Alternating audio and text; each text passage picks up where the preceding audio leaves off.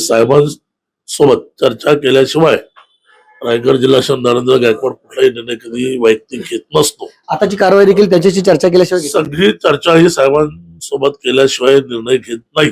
पण मी प्रत्येक निर्णय घेत असताना साहेबांची चर्चा करूनच निर्णय घेत असतो. ज्यांना नोटीस दिली त्यांनी काही खुलासा केलेला नाही. त्यातले एक आहेत जयप्रकाश पवार, दुसरे आहेत हिरामन गायकवाड कर्जतचे तालुकाध्यक्ष, आणि एक आहेत जीवा गायकवाड युवक आघाडीचे सरचिटणीस कोकणाचे. त्या तिघांचं या ठिकाणी निलंबन करतोय. नमस्कार, मी सागर राजे, प्रभात पर्व न्यूजवर आपलं सर्वांचं स्वागत करतो. कामोठ्यामधील प्रभाग अ चे उमेदवार प्रभाकर कांबले यांच्या बाबतीत आरपीआय मध्ये अंतर्गत संघर्ष जाणवला. आरपीआयच्या एका गटाचा या उमेदवारीला विरोध होता. त्यांचं म्हणणं आहे की आम्हाला विचारात न घेता किंवा आयात केलेला उमेदवार आहे, त्याच्यामुळे आमचा प्रभाकर कांबले यांना पाठिंबा नाही. तर अपक्ष उमेदवार जे आशिष कदम आहेत तेच आमचे आरपीआयचे अधिकृत उमेदवार आहेत असं जाहीर केलं होतं. अर्थातच ही एक प्रकारे पक्षाविरोधी भूमिका असल्या कारणाने पक्षाचे जिल्हाध्यक्ष नरेंद्र गायकवाड यांनी अशी ज्यांनी भूमिका घेतली त्यांच्यावर कारवाई केली.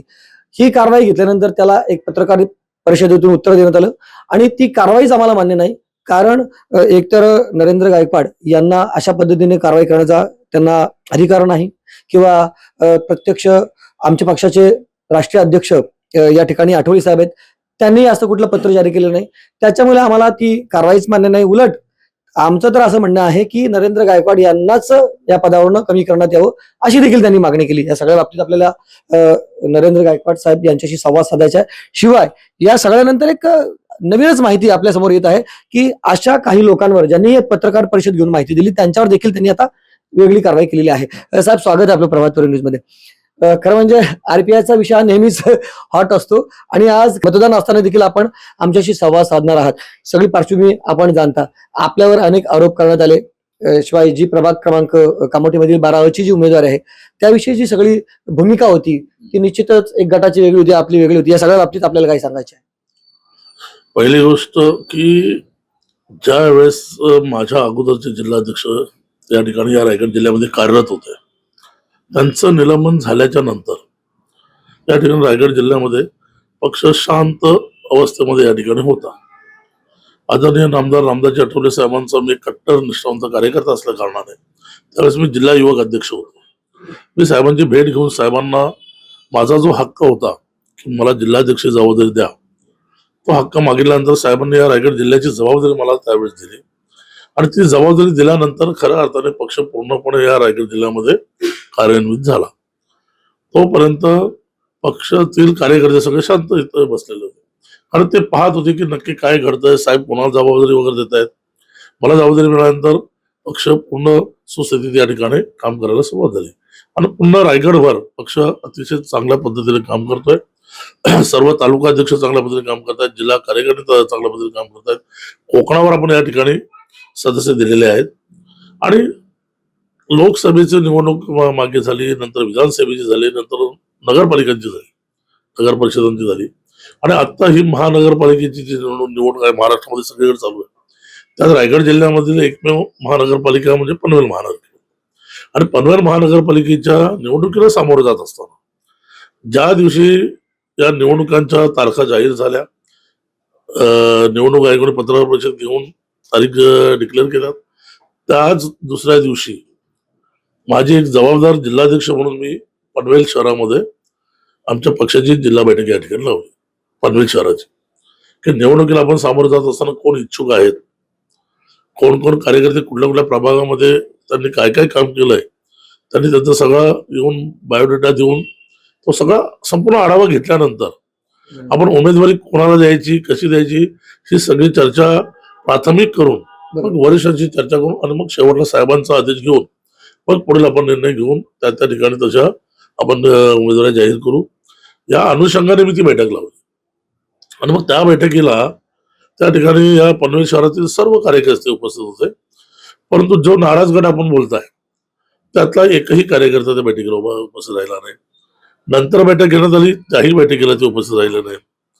म्हणजे याचा अर्थ असा होतो की त्यांना पक्षाच्या जिल्हाध्यक्षाचा आदेश पाळायचा नव्हता, पक्षाच्या ध्येय धोरण सोबत घेऊन काम करायचं नव्हतं आणि त्यांच्या मनात कदाचित कुठली तरी वेगळी भूमिका असावी म्हणून ते काय आमच्या सोबत सक्रिय होत नव्हते. परंतु त्यानंतर दिवस कमी असल्या कारणाने निवडणूक आयोगाने दिलेला प्रोग्राम फार कमी दिवसाचा होता. त्याच्यामुळे आम्ही युतीच्या बाबतीतल्या चर्चा चालू झाल्या. युतीच्या बाबतीत चर्चा करत असताना मी स्वतः होतो, प्रभाकर कांबळे होते, मोहन गायकवाड सर होते. म्हणजे जसं जसं ज्या ज्या ठिकाणी जो उपलब्ध राहील तसं जे कार्यकर्ते येऊन आम्ही संबंधित आमच्या भारतीय जनता पार्टीचे जे इथले लोकनेते आहेत, रामचंद्र ठाकूर साहेब असतील, आमदार प्रशांतदादा ठाकूर असतील आणि आमदार महेश बलदे असतील, यांच्यासोबत चर्चा करत होतो. सुरुवातीला आम्ही आमच्या पक्षाची जी वाढलेली ताकद आहे पनवेल महापालिका क्षेत्रामध्ये, मुंबईहून बरेचसे आंबेडकरी आणि आदरणीय आठवले साहेबांना मानणारा वर्ग आपल्या कामोठ्यामध्ये, विसुंब्यामध्ये, तलोजामध्ये, खारगावमध्ये शिफ्ट झालेला आहे. ते इथे स्थायिक होऊन त्यांचं मतदान या ठिकाणी वाढलेलं आहे. आमची ताकद वाढली असल्या कारणाने आम्ही प्रथम मित्रपक्षांकडे 5 जागेची मागणी केली होती. आणि मग या मागणीवर चर्चा करत असताना, प्रत्येक मिटिंगमध्ये चर्चा होत असताना शेवट असा झाला की शेवटला आम्ही 2 मागण्या उमेदवारीच्या ज्या आमच्या आहेत त्या केल्या आणि एक सदस्याची मागणी केली. परंतु जी अडचण महायुतीची होती ती अडचण संबंधित आपल्या मित्रपक्षाने आम्हाला सांगितली आणि मागील निवडणुकीच्या वेळेला या ठिकाणी भारतीय जनता पार्टीने आरपीआयची युती होती, त्यावेळेस आम्हाला 2 जागा मिळालेल्या होत्या. परंतु यावेळेस परिस्थिती वेगळी होती. मित्रपक्ष सगळे एकत्र येऊन महायुती इथे या ठिकाणी झाली आणि महायुतीतले 4 पक्ष आणि सोबत भारतीय जनता पार्टीमध्ये प्रीतम म्हात्रे आणि जय म्हात्रे या लोकांचं स्वागत अनेक झालं. लोक त्याच्यामध्ये आली, नवीन अनेक नगर लोकं आले. म्हणजे काही नगरसेवक आले. विक्रम पाटील आहेत, ते आमदार आहेत, ते महाराष्ट्राचे भारतीय जनता पार्टीचे सरचिटणीस आहेत. अशी सर्व मंडळी या ठिकाणी असल्यामुळे आणि मागील निवडणुकीमध्ये ज्यांना थोड्या थोड्या मतांच्या सीट्स गेल्या होत्या त्यांच्याही अपेक्षा होत्या की त्यांना सीट्स मिळाव्या. पण अशा पद्धतीने जास्तीत जास्त सीट्सची मागणी या ठिकाणी भारतीय जनता पार्टीकडे त्यांच्या स्वतःच्या कार्यकर्त्यांची झाली. आमच्याकडे 15-16 कार्यकर्त्यांची मागणी होती, तसे शिवसेनेकडे होती ना राष्ट्रवादीकडे होते. या सगळ्यातून मार्ग काढत असताना त्यांनी 71 जागा घेतल्या, 4 जागा शिवसेनेला दिल्या, 2 जागा राष्ट्रवादीला दिल्या, आम्हाला 1 जागा दिली. आम्ही 1 जागावरती नंतर यासाठी समाधान मानलं की महायुती तुटता कामा नये आणि आमची जी स्वीकृत सदस्याची मागणी होती ती मागणी आजही आमची त्यांच्याकडे आहे आणि ते त्याच्यावरती विचार करून म्हणजे ते आम्हाला स्वीकृत सदस्य देतील असा मला विश्वास पण आहे. पण 2 जागेची मागणी त्यांना पूर्ण करता आली नाही. पण आदरणीय लोकनेते आमदार रामदास आठवले साहेब जे आमचे राष्ट्रीय अध्यक्ष आहेत त्यांच्यासोबत चर्चा करूनच प्रत्येक मिटिंगचा मी निर्णय घेत होतो. म्हणजे साहेबांना कुठली माहिती न देता मी स्वतः जिल्हाध्यक्ष म्हणून एकट्याने निर्णय घ्यायचा अशी कुठलीही भूमिका मी त्या ठिकाणी केलेली नाही आणि हे सर्व शोध या कार्यकर्त्यांना माहिती आहे. परंतु त्यांची पहिल्यापासूनच भूमिका माझ्या विरोधातली होती. माझ्यासोबत यायचं नाही, मिटिंगला उपस्थित राहायचं नाही, बसायचं नाही, चर्चा करायची नाही. मग ते सतत माझ्या विरोधात बोलत गेले, साहेबांकडे जाऊन साहेबांना चुकीचं सांगत गेले. परंतु साहेबांना सगळी वस्तुस्थिती माहिती असल्या कारणाने की प्रत्येक मिटिंगच्या वेळेस साहेबांना फोन करून सगळी माहिती देणं, संबंधित आमदारांशी चर्चा करून देणं, ह्या सगळ्या चर्चा सतत घडत होत्या. आणि सर्वात महत्वाचं ही जिल्हाध्यक्ष झाल्याच्या नंतरच्या काळात या ठिकाणी पनवेलमध्ये नेतृत्व कोणी करायचं, इथे कोणी एकही कार्यकर्ता त्यावेळेस काम करायला तयार नव्हता. मग अशा वेळेस साहेबांनी मला सांगितलं की त्या ठिकाणी आपलं संघटन मानलं पाहिजे, एक चांगला कार्यकर्ता पनवेल शहरासाठी दे. त्यावेळेस मी सगळ्या कार्यकर्त्यांची चर्चा करत असताना प्रभाकर कांबळे नाव पुढवलं. त्यांच्याशी 4 वेळा मिटिंग झाल्यानंतर मग त्यांना आम्ही या पनवेल महानगर क्षेत्राचा अध्यक्ष म्हणून त्या ठिकाणी त्यांना पुढे घेऊन आलो, साहेबांना भेट करून दिली, त्यांचं अध्यक्षपद त्यांना फायनल झालं. पण त्याच वेळी त्यांची एक आणखी मागणी होती की मी 2 निवडणुका या ठिकाणी लढलेलो आहे आणि मला निवडणूक पुन्हा लढायची. मी जिल्हाध्यक्ष जबाबदारी घेतो, बांधणी करतो, परंतु मला येणाऱ्या निवडणुकीची संधी मिळायला पाहिजे. त्यामुळे आम्ही त्यांना शब्द दिला होता की पहिली संधी तुम्हाला देण्यात येईल. आणि आजच्या या घडीला या ठिकाणी जेव्हा एकच सीट आपल्याला सुटते त्यावेळेस पहिला हक्क हा त्यांचा होता. कारण ते प्रभाग 17 मध्ये त्या ठिकाणी 16 मध्ये ते मागणी करत होते, पण प्रभाग 17 मध्ये त्यांचा खऱ्या अर्थाने हक्क होता त्या ठिकाणी त्यांना ती जागा मिळावी म्हणून. आणि त्या ठिकाणी जे आरक्षित सीट होती तिथे प्रकाश बेनेदार साहेब मागच्या वेळेस नगरसेवक होते, आताही ते उभे राहिले. तर सिटिंग सीट असल्यामुळे भारतीय जनता पार्टीला देता येत नव्हती. आमचं खूप त्याविषयी चर्चा झाली. शेवटी मग भारतीय जनता पार्टीकडून आम्हाला असं सांगण्यात आलं की 17 नंबरमध्ये आम्हाला तुम्हाला जागा देता येत नाही, तुमची 12 हा जो कामोड्यातला प्रभाग आहे तिथे तुमची जी जागा आहे ती जागा आम्ही तुम्हाला देऊ, त्या ठिकाणी तुम्ही प्रभाकर कांबळेंना लढवा, आम्ही त्या ठिकाणी त्यांना पूर्ण सहकार्य करू. मग शेवटी हा निर्णय साहेबांशी चर्चा करूनच घेण्यात आला की प्रभाग क्रमांक 17 मध्ये प्रभाकर कांबळेंना संधी मिळत नसल्यामुळे आणि प्रभाग क्रमांक 12 कामोड्यातला आपला आहे अख्खाचा. हा, तर त्या ठिकाणी मग आमदारांनी सांगितलं की तुम्ही त्या ठिकाणी प्रभाकर कांबळेंना संधी द्या, आम्ही त्या ठिकाणी प्रभाकर कांबळेंना निवडून आणण्याचे सगळे प्रयत्न करू. आणि मग त्या पद्धतीने त्यांची ती आम्ही उमेदवारी साहेबांशी चर्चा करून जाहीर केलेली आहे.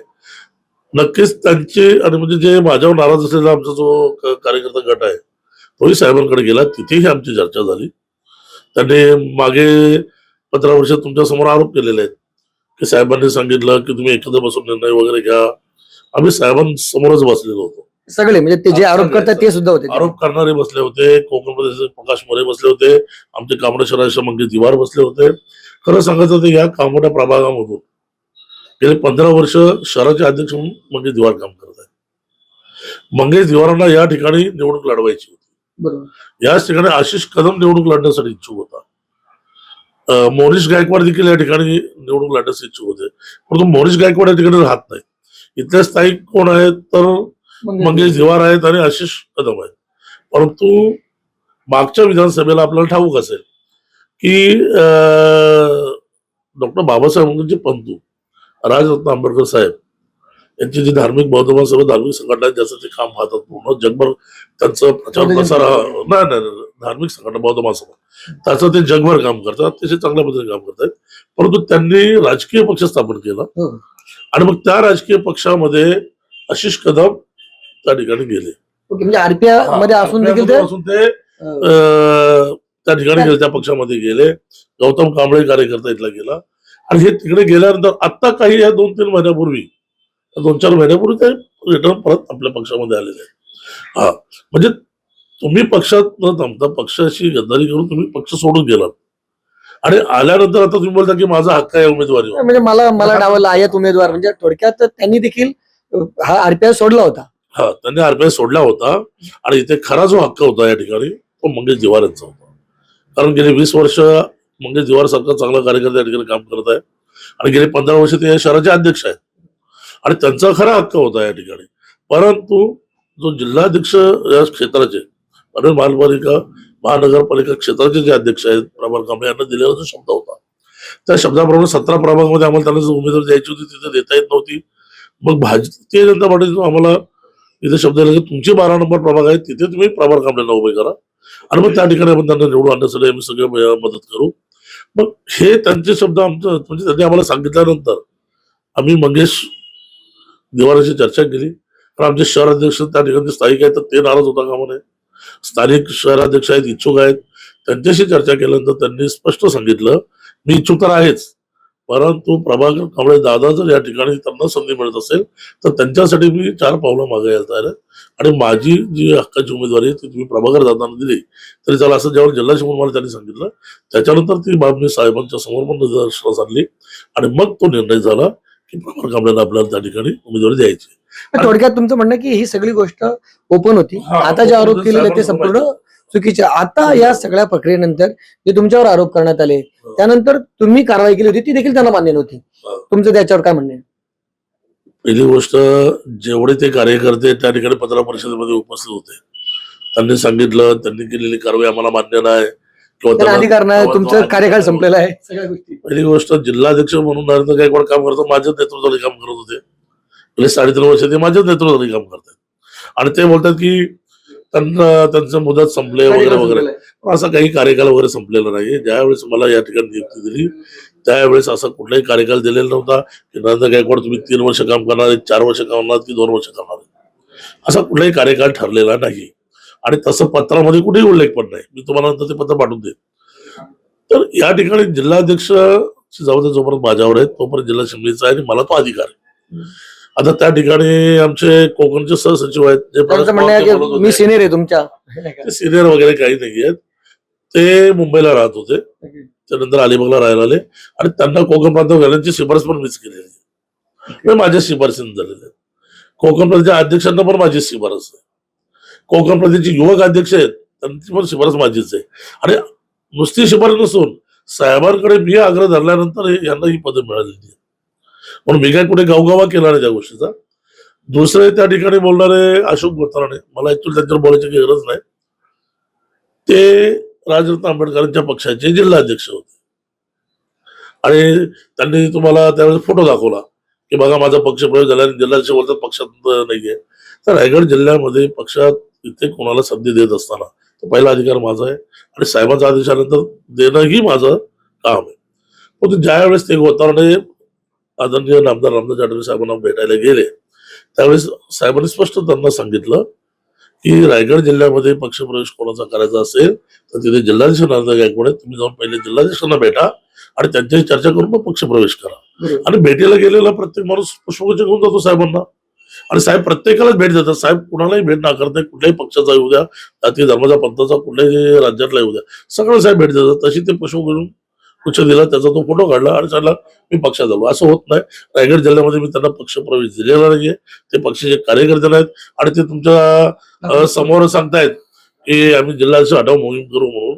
तर तेच स्वतः या पक्षात नाही, त्यांचा संबंध काय. तर त्याच्यामुळे त्यांच्यावर जास्त काही बोलण्यापेक्षा जे त्या ठिकाणी म्हणजे शरद पाटील बद्दल बोलत होते. हो, खूप वर्षापासून शरद पाटील तिथे आहेत, निष्ठावान आहेत आणि अशा वेळेला म्हणजे ते आगरी समाजाच्या असून देखील त्यांनी जर दलित चळवळीमध्ये पॅन्थरमध्ये काम केलं, आरपीआय मध्ये अनेक वर्षापासून ते काम करतात, 40 वर्ष ते काम करतात. अशा वेळी एका छोट्याशा घटनेनंतर किंवा छोटी झालेली चूक त्यांची तुम्ही दुर्लक्षित करायला पाहिजे होती, असा तिथे थोडक्यात त्यांचा बोलण्याचा म्हणजे हे होता. पहिली गोष्ट अशी आहे की माझ्या अगोदरचे जिल्हाध्यक्ष जे होते त्यांनी मोनीश गायकवाड आणि शरद पाटील त्यांना पक्षातून हकालपट्टी केलेली होती. ते पक्षात कार्यरतच नव्हते. आणि मग माझ्या अगोदरचे जिल्हाध्यक्ष निर्माण झाल्याच्या नंतर जेव्हा मला जबाबदारी आली आणि पनवेलचं प्रभार कामल्याने मी शहराचे अध्यक्ष केले महाराष्ट्र क्षेत्राचे, त्याच्यानंतर हे सगळे जागे झाले आणि मग साहेबांकडे जायला सुरुवात झाली. तोपर्यंत ते ऍक्टिव्ह ऍक्टिव्ह नव्हतेच आणि पदावरही नव्हते, कारण पक्षात काढलेले होते त्यांना आणि ते पदावर नव्हते परंतु सक्रिय झाले होते. सक्रिय झाल्यानंतर ज्येष्ठ व्यक्तीचं रिस्पेक्ट करणं माझं काम आहे म्हणून मी त्यांची रिस्पेक्ट करत होतो, त्यांना सोबत घेत होतो. प्रत्येक वेळा मी मोनीश गायकवाडांना बोलवत होतो, परंतु त्यांनी प्रत्येक वेळी एक स्वतःचा ग्रुप तयार करून कुठेतरी जिल्हाध्यक्षाला काम करू द्यायचं नाही, हा त्यांनी त्या ठिकाणी रायगड जिल्ह्यामध्ये पायंडा पडलाय की नरेंद्र गायकवाडांना काम करू द्यायचं नाही आणि नरेंद्र गायकवाड सतत बदनाम करायचं, साहेबांकडे जाऊन तक्रारी करायच्या आणि साहेबांना सर्व वस्तुस्थिती माहिती. आता राहिला हा विषय आपल्या कामोठ्याच्या या निवडणुकीचा. या निवडणुकीत आयात उमेदवाराचा काही संबंध येत नाही. आयात वगैरे बोलणं ही चुकीची गोष्ट आहे. प्रभाकर कांबळेचा हक्क होता. मंगेश दिवारांनी स्वतःची जागा त्यांना दिली आणि त्या ठिकाणी निवडणुकीला सामोरं जात असताना ज्यांनी आयात वगैरे जे काय म्हणतायत हेच दुसऱ्या पक्षातून आले होते 2-4 महिन्यापूर्वी आणि बोलतात आम्हाला उमेदवारी द्या, तर त्यांचा तो हक्कच नव्हता. उद्या जर प्रभाकर कांबळे बोलायचे की मला इथे नाही उभं राहायचं तर ही नाही विचार नाही, मग ही सीट मिळालीच मंगेश दिवारांना. म्हणजे तिथेही संधी नव्हतीच त्यांना, कारण ते दुसऱ्या पक्षात जाऊन त्यांना कशी संधी देणार. निष्ठावंत कार्यकर्त्याला द्यायला पाहिजे आपण संधी, म्हणजे मंगेश दिवारांनाच दिली असती ना. त्या ठिकाणी त्यांचा कुठेही तो अधिकार राहत नाही. आणि त्यांनी ज्यावेळेस फॉर्म भरला त्यानंतर मी त्यांच्याशी चर्चा केली, त्यांना फोनवरती बोललो, त्यांच्याशी अनेक जणांनी त्यांना समजवण्याचा प्रयत्न केला, ते ऐकण्याच्या मनस्थितीत नव्हते. आणि शेवटी त्यांनी मला असं सांगितलं की मी फॉर्म अपक्ष भरलेला आहे, तुम्हाला माझी चर्चा करण्याचा अधिकार नाही. त्या क्षणी मी फोन कट करून टाकला. अधिकार नाही तर विषय संपला होता. त्याच्यामुळे मग मी पुन्हा त्यांच्याशी चर्चा केली नाही. आणि जर मला अधिकार नाही तर मग तुम्ही कुठल्या अधिकाराने बोलताय, तुम्ही आरपीआयचे आहात म्हणून. आणि मग मी त्यांचं निलंबन केलं. निलंबन केल्यानंतर मी सत्ता आदेश दिले होते की त्यांच्यासोबत जो कोणी प्रचारात कुठल्याही पद्धतीने सहभागी होईल त्याचं देखील निलंबन केलं जाईल. त्यानंतर त्यांच्या प्रचारात गौतम कांबळे सहभागी होता, तोही त्या ठिकाणी जाऊन आलेला आहे राजरत्न आंबेडकर साहेबांच्या पक्षामध्ये. त्याचाही पक्षप्रवेश इकडे झालेला नाहीये, ते फक्त सोबत फिरत होते यांच्या. मग त्यांचं पण निलंबन करून टाकलं, पक्षात येत आलेले होते म्हणून. आता त्यानंतर यांनी पत्रकार परिषद घेतली, जे आपल्या सोबत पत्रकार परिषद झाली. त्या पत्रकार परिषद यांनी काय काय जिल्हाध्यक्षांबद्दल बोलले ते आपल्याला ठाऊकच आहे. आणि ते आणि प्रभाकर कांबळेंना केलेल्या विरोध पक्षाचा आदेश न मानता आणि पक्षाने ज्याच्यावर कारवाई केली निलंबनाची त्याच्यासोबत तिथे बसून जाहीर करता आम्ही आशिष कदमांच्याच पाठीमागे आहोत, तर तुम्ही अपक्ष उमेदवाराच्या पाठीमागे राहताना पक्षाच्या उमेदवाराला विरोध करताय, म्हणजे पक्षाचा आदेश पाळत नाही. साहेबांनी दिलेला उमेदवार तुम्हाला मान्य नाही आणि मध्ये साहेबांनी दिलं, साहेबांनी जर उमेदवार दिला नसता नसतं ना प्रचार सभेला इथे. त्यांनी काय सांगितलं की एका उमेदवाराच्या बाबतीत सोडून आम्ही 78 पैकी 77 उमेदवारांना पाठिंबा ऐकला नाही. पहिली गोष्ट, जर पक्षाचे खरोखर निष्ठावंत कार्यकर्ते असते तर 77 उमेदवारांना तुम्ही माहितीच्या पाठिंबा देत आहे आणि आपल्याच पक्षाच्या उमेदवारांना पाठिंबा देत नाही. याचा अर्थ तुम्ही पक्षाला न मानणारे कार्यकर्ते, साहेबांना न मानणारे कार्यकर्ते, फक्त तुम्ही खोटं दाखवताय की आम्ही साहेबांना मानतो. हा. आणि आशिष कदमच्या सोबत उभं राहून तुम्ही नक्की काय साध्य करायचा प्रयत्न करत होतात? तुम्ही या ठिकाणी पक्षाला बदनाम करण्याचं काम केलं. या ठिकाणी पक्षाचा आदेश कुठलाच उभारला नाही तुम्ही. आणि या ठिकाणी साहेबांनी ज्यावेळेस ही उमेदवारी मान्य केली, साहेबांच्या आदेशाने आम्ही दिली, त्यानंतरच्या 11 तारखेच्या सभेला साहेब स्वतः उपस्थित होते. जर साहेबांना उमेदवारी मान्य नसती, साहेबांनी दिली उमेदवारी. परत एक गोष्ट, हा, तिथे त्यांनी असं दाखवलं हा, की आम्ही त्या सभेला आलो असतो, हा. परंतु तुमच्या पक्षा म्हणजे शहर अध्यक्षांनी त्यांच्या विरोधात पोलिसात तक्रार केली आणि त्यानुसारच पोलिसांनी त्यांना रोखलं तिथे विषय जाण्यापासून. असा आहे की तक्रार वगैरे असे कुठलेही काही प्रकार नाहीये. ज्यावेळेस त्यांचं निलंबन झालं, ते तर सतत आमच्या उमेदवाराच्या विरोधातच काम करत होते, पक्षाच्या विरोधातच काम करत होते. आणि त्यांना येऊन गोंधळ करून, गोंगाट करून, ते आवाज तिथे जास्त मोठा करून वातावरण खराब करण्याचं त्यांच्या मानसिकता होती, हे आम्ही जाणलं होतं. तर मी स्वतः सांगितलं होतं शहराध्यक्षांना की आपण पोलिसांना माहिती दिली पाहिजे की साहेबांच्या सभेला तिथे कुठेही डिस्टर्ब होता कामा नये. मग आमच्या शहराध्यक्षांनी एक पत्र दिलं पोलिसांना. त्यांना सांगितलं की या लोकांचं निलंबन झालेलं आहे, हे आमच्या सभेच्या ठिकाणी कुठेही ते उपस्थित राहता कामा नये. आणि तिथे येऊन काहीतरी घोषणाबाजी करून गोंधळ करण्याचा प्रयत्न करू शकतात, ते दिशाभूल करण्यासाठी. कारण त्यांचं एकच ध्येय होतं की प्रभार कामरेची सीट विरोध करायचा. हा, मग त्यासाठी ते येऊन तसं प्रयत्न करू शकले असते. पण आमचं काम आहे की आमच्या सभेला कुठेही येऊन तिथे कुठल्याही प्रकारचा घालवून लावण्याचा प्रयत्न करू नये, म्हणून फक्त आम्ही त्यांना समज द्यावी की त्या ठिकाणी तुम्ही उपस्थित राहू नका, एवढाच उद्देश होता. कोणी तक्रार वगैरे ते भांडण करतील का काय करतील असा काही विषय नव्हता, आणि तसा विषय पण नाही. थोडक्यात आता काय म्हणजे आता या सगळ्या प्रकरणानंतर तुम्ही काय स्टेज आता या सगळ्या प्रकरणानंतर विषय असा आहे की त्यावेळेस पहिला झालेला 5 तारखेची जी हा, नाही, 5 तारखेची जी पत्रकार परिषद तिथे घेतली होती, त्या पत्रकार परिषदेवरून 9 जणांना आम्ही निलंबित केलेले आहेत. आणि बाकी लोकांना आम्ही नोटीस दिल्या होत्या, 4 दिवसात त्यांनी खुलासा करावा. त्यात ज्यांना नोटीस दिल्या त्यांनी काही खुलासा केलेला नाही.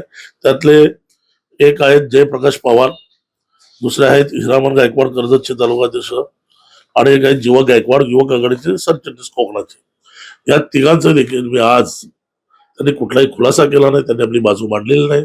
आणि पुन्हा बाजू तर मांडली नाहीच, खुलासा तर केला नाहीच, परंतु पुन्हा पत्रकार परिषदेला सामोरं जाऊन त्यांनी पुन्हा माझ्या विरोधात त्या ठिकाणी भूमिका घेतली, जिल्हाध्यक्षाच्या विरोधात भूमिका घेतली, पक्षाच्या उमेदवाराच्या विरोधात भूमिका घेतली.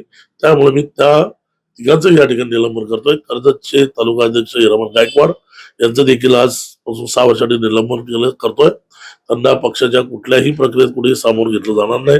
आणि त्यांनी पक्षाच्या पद लावून कुठेतरी गैरवापर करण्याचा प्रयत्न केला तर मग त्यांच्यावर कायदेशीर कारवाई केली जाईल. तसे जयप्रकाश पवार यांच्यावर देखील कारवाई केली जाईल. त्यांचंही निलंबन आज या ठिकाणी मी जाहीर करतोय. आणि जीवक गायकवाड जे आहेत कर्जतचे, जे युवक आघाडीचे कोकण प्रांत अध्यक्ष आहेत, त्यांचं देखील मी या ठिकाणी निलंबन करतोय. हे सगळे पक्षविरोधी भूमिकेमध्ये सहभागी आहेत, त्याच्यामुळे तिघांचंही निलंबन आज मी या ठिकाणी जाहीर करतोय. तर हे होते आरपीआयचे जिल्हाध्यक्ष नरेंद्र गायकवाड.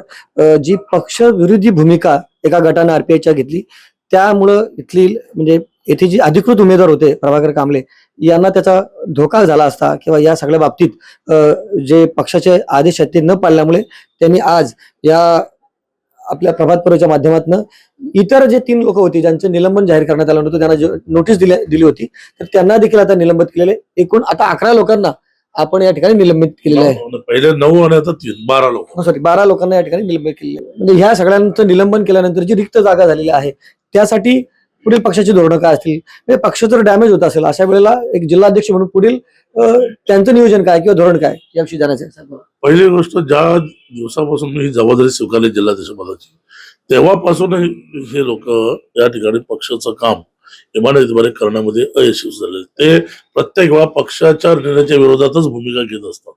आज त्यांचं निलंबन करून पक्षाचं कुठलंही नुकसान झालेलं नाही, उलट पक्षाचा फायदा होणार आहे. कारण अशा लोकांचं निलंबन झाल्यानंतर चांगले चांगले कार्यकर्ते पक्षामध्ये आणखी जोमा येतील, आणखी पक्ष ताकदवर होईल. आणि पक्ष ताकदवर होण्यासाठी संपूर्ण रायगड जिल्ह्यामध्ये आम्ही प्रत्येक तालुक्यामध्ये फिरून पक्ष वाढीसाठी आम्ही प्रयत्न करणार आहोत. आणि नक्कीच पक्ष खूप चांगल्या पद्धतीने वाढेल. आणि पक्षाला शिस्त लागली पाहिजे. बेशिस्त कार्यकर्त्यांमुळे पक्ष कुठेतरी बदनाम होत असतो, त्यामुळे पक्षाला शिस्त लागली पाहिजे, म्हणून या कारणास्तव मी ही कारवाई केलेली आहे. आणि जी पदं यांची बरखास्त झालेली आहेत ती नजीकच्या काळात भरली जातील. पंचायत समिती जिल्हा परिषद निवडणुका जाहीर झालेल्या आहेत. येत्या 17 तारखेला म्हणजे परवाच्या 17 तारखेला आमच्या जिल्हा बैठक देखील खोपोलीमध्ये होत आहे. त्यात कोण कोण इच्छुक उमेदवार असतील प्रत्येक तालुक्यामध्ये पंचायत समिती जिल्हा परिषदला तो सगळा आढावा घेऊन त्याच्यावरती युती कोणासोबत होते काय होते त्या सगळ्या चर्चा करून साहेबांशी चर्चा करूनच पुढील निर्णय होणार आहे. आणि साहेबांसोबत चर्चा केल्याशिवाय रायगड जिल्हा नरेंद्र गायकवाड कुठलाही निर्णय कधी वैयक्तिक घेत नसतो. आताची कारवाई देखील त्याच्याशी चर्चा केल्याशिवाय घेतली. सगळी चर्चा ही साहेबांसोबत केल्याशिवाय निर्णय घेत नाही. म्हणजे थोडक्यात त्यांनी जो आरोप केला की हे आम्हाला निलंबन मान्य नाही कारण ह्या बाबतीत साहेबांना कुठली गोष्ट माहित नाही असं त्यांचा जो आरोप होता तो साफ चुकीचा असं साफ चुकीचा आहे. मी कुठलंही काम पक्षाचं करत असताना कुठला कार्यक्रम करत असताना कुठलं आंदोलन असेल कुठला पक्षाचा कार्यक्रम असेल कुठे मेळावा असेल किंवा पक्षाची भूमिका कुठे मांडायची असेल ह्या सगळ्या गोष्टी साहेबांना सांगितल्याशिवाय मी करत नाही. कारण मला काम करताना पारदर्शीपणा ठेवण्याची सवय आहे. कुणालाही कुठेही आपल्याकडे बोट दाखवता कामा नये आणि आपल्यामुळे पक्ष देखील कुठे आपला छोट्याशा चुकीने पक्षाची प्रतिमा देखील मलिन होता कामा नये. पण मी प्रत्येक निर्णय घेत असताना साहेबांची चर्चा करूनच निर्णय घेत असतो. तर हे होते आरपीआयचे जिल्हाध्यक्ष नरेंद्र गायकवाड. एक सगळ्यात महत्वाची गोष्ट म्हणजे मागचे झालेले निलंबन असेल किंवा आता केलेली निलंबनाची कारवाई असेल ही सगळी मी आमच्या पक्षाचे राष्ट्रीय अध्यक्ष रामदास आठवले साहेबांशी बोलूनच घेतलेलं आहे असं त्यांनी या ठिकाणी नमूद केलेलं आहे. त्याच्यामुळे ही कुठलीही कारवाई मी स्वतःहून करतो असं ते म्हणत नाही आणि अशा पद्धतीने ही निलंबनाची कारवाई त्यांनी आता केलेली आहे. पुढील येणाऱ्या आगामी पंचायत समिती जिल्हा परिषदेच्या पार्श्वभूमीवर या जागा निलंबित झालेल्या जागा लवकरच भरल्या जातील असं देखील त्यांनी या ठिकाणी सांगितलेलं आहे. तुम्हाला ही माहिती कशी वाटली त्याबाबतची तुमची प्रतिक्रिया अवश्य नोंदवा. व्हिडिओ जर्नलिस्ट यासिन खानसह सागर राजे, प्रभात पर्व न्यूज करता कामोठे. धन्यवाद.